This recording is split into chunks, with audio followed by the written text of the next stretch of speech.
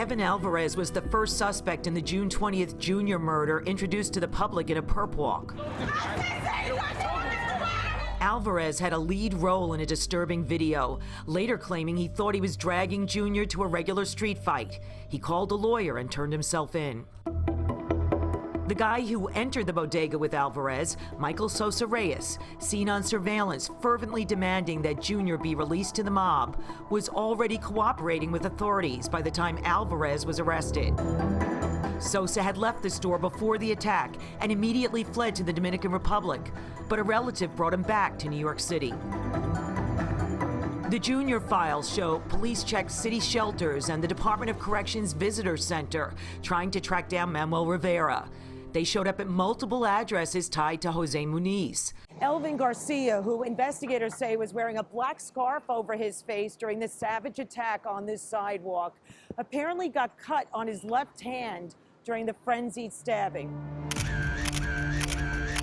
We are told that Garcia turned up at Columbia-Presbyterian Hospital in Manhattan in the hours after Junior was killed, claiming that his hand was stabbed in a fight after someone had dissed his girlfriend. He was arrested June 26th. 6 others had already been grabbed in Paterson, New Jersey on Sunday, June 24th, after police there received a tip. They were discovered inside an alleged Trinitario safe house. Diego Suero, who allegedly gave the order to hunt members of a rival Trinitario faction before Junior was wrongly targeted, was arrested July 3rd.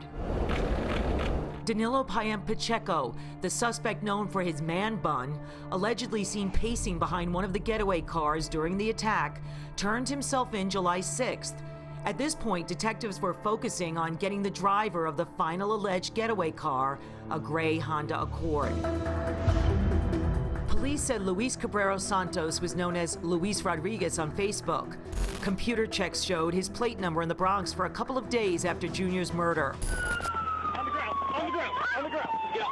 When detectives learned he was in Connecticut, they notified state police there, who stopped him on I-84 on July 9th with his girlfriend and baby in the car.